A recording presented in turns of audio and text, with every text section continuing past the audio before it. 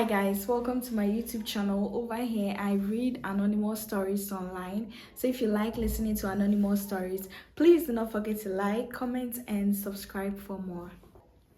I got some of these stories from Jodel Hub on Telegram, so please do well to check them out. And then there are loads of stories there that you can read. So let me start. I have been in a relationship with someone I'll refer to as K for the past 3 years. About 6 months into the relationship, I tested his loyalty and unfortunately, he told the person that we weren't together and that I was just his ex. He later apologized and I chose to forgive him. Roughly a year later, I discovered he had cheated again, this time with 2 different people. He apologized, begged and even cried for forgiveness. Once again, I gave him another chance. However, 6 months after that, I caught him cheating yet again. That time, the pain was much deeper. I felt empty, heartbroken, and worthless. I decided to end the relationship, but soon after, he reached out to my siblings, his family, and mutual friends to speak on his behalf and ask for forgiveness. I didn't want to disregard their efforts, so I accepted the apology and continued the relationship. It's important to note that I never asked him for money or material things. I only wanted love and care, especially because I grew up without a father and deeply longed for that fatherly affection and emotional security. K is a soldier, and in the year and a half we had been together at that point, he had never supported me financially. The only time he sent me money was when I answered his question about whether I had eaten, and he sent 20 Ghana cedis. That gesture, considering the context, left me hurt and upset. 2 years into our relationship, he asked his friends to help him find a new girlfriend. When he brought up my name, he reportedly said he wanted to break up with me but didn't have a valid reason because I was too innocent. I confronted him, and although he initially denied it, he eventually admitted it was true. Again, he reached out to our families to mediate, but he never told them the full story, and neither did I, because I didn't want others to know what I was going through. In January, I called his mother. She was upset that I hadn't called her during the Christmas season. I understood her disappointment and explained that my sister has been hospitalized and explained through her elder daughter that my sister has been hospitalized from October to December, and I had been managing everything at home and at the hospital alone. Later, Kate's mother called to say she was ready to visit my family to discuss a possible future. I asked to give me some time to speak with my family first.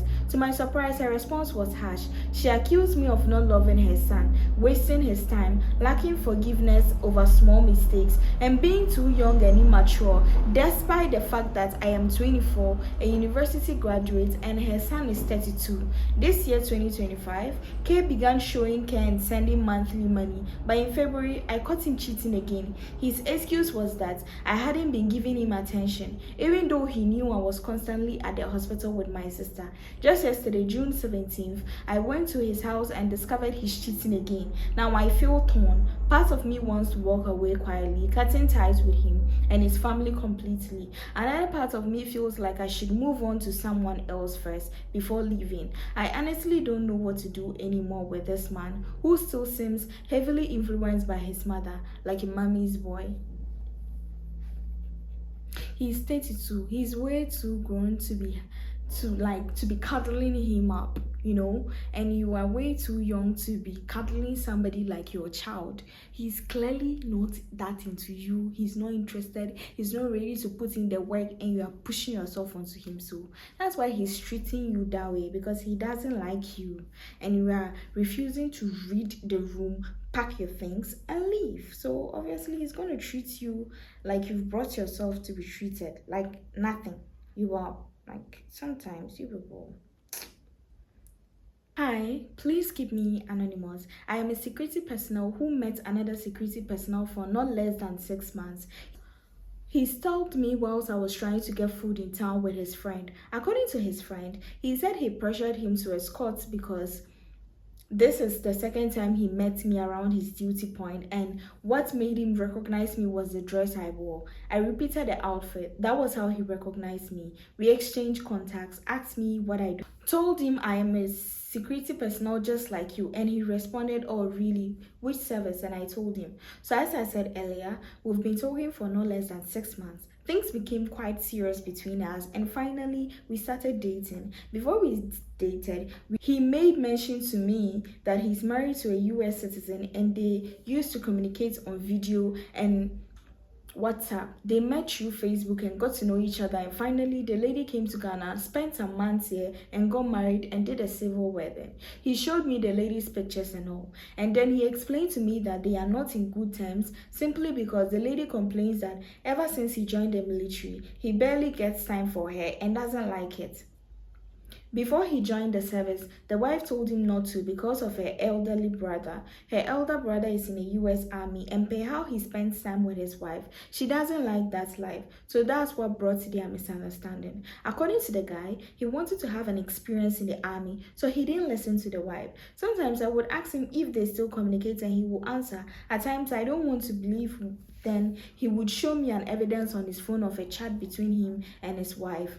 On his birthday, I wished him, but he was sad the wife did not. He later said the wife wants a divorce. Court marriage and their process. Anytime I ask about the wife, he says this or that. I never discourage him. I always encourage him to always hope for the best, because that is how marriage is. You won't get it sweet all the time. As time went on, I realized he fell in love with me to the extent that he wants to marry me. Now the problem is, first of all, he's a Muslim. Secondly, he's 12 years older than I am. Thirdly, he's a northerner, Mamprussi to be precise. I don't understand the language. He too barely understands Twi, but understands the basics and can't speak it well. It's only English and Mamprussi he understands. Coming to religion too, I asked him if he's willing to divert into Christianity, because if we have kids, automatically the children will be Muslims. Will they follow me to church and follow you to the mosque? Definitely they will go to mosques. Me too, I am an Akan, Achim to be precise, a Christian. I feel my parents won't accept it because of these factors. His father met me for the first time, and according to the guy, he said he told him to marry me. I also cautioned the guy not to forcefully do certain things with his wife in terms of rushing things. If they divorce, fine. If they don't, I told him I cannot be a second wife or option, because Christianity doesn't tolerate that.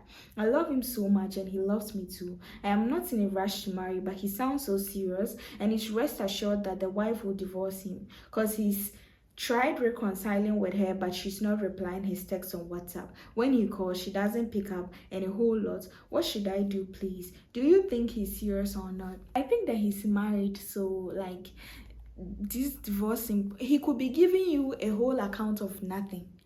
He could basically just be lying about everything, about the wife wanting divorce. He could be lying to you. So if I were you, I will not listen to him. He could be lying. Pa. So me, if I were you, I'll end things and move on with my life. Clearly, he has a wife, so you shouldn't be with him, in my opinion. Hi, good evening. I am 23 years old who is schooling at Legon and in level 400 at Dr. Hilla Liman Hall. There is this particular lady who always stares at me whenever she sees me. I didn't notice at first, so when my friend told me, I started to notice my surroundings fast forward. I went to buy chicken from a grocery shop in the hall and I met her face to face. She followed me to the shop and bought a bottle of water. The shop was out of stock of chicken, so I had to buy gizzard or sausage for my stew. This lady told me not to bother, that she has chicken wings in her freezer and she can gift it to me. I was brought in a home where we don't accept gifts from strangers, and she's been looking at me for some time. It was kind of awkward to me. I declined the offer and thanked her for being kind to me. Fast forward, I bought my gizzard, prepared my stew, and ate. You see how ladies wear simple clothes when we are roaming in the hall. I wore my blue shorts jeans with a crop top, and I'm a lover of good perfumes with Crocs. So I was going to one of my friend's room, and when I met this lady again, and this time she actually stopped me to talk to me. So she started praising my looks and how I smell and all that. When a man is trying to friend you or something, mind you, this girl is a tomboy. We exchanged contacts and I left to my friend's room. She texted me a week or two after.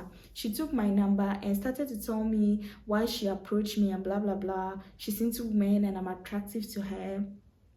which I told her point blank I loved it. She sent a voice note mourning, like, truth be told, a man has never heard a woman like this before. I became Brett that moment. I went offline to shower and clean all the dirty clothes and thoughts. After I was calm, I prayed and went to bed. I was like, God, please do not forsake me because this is not me.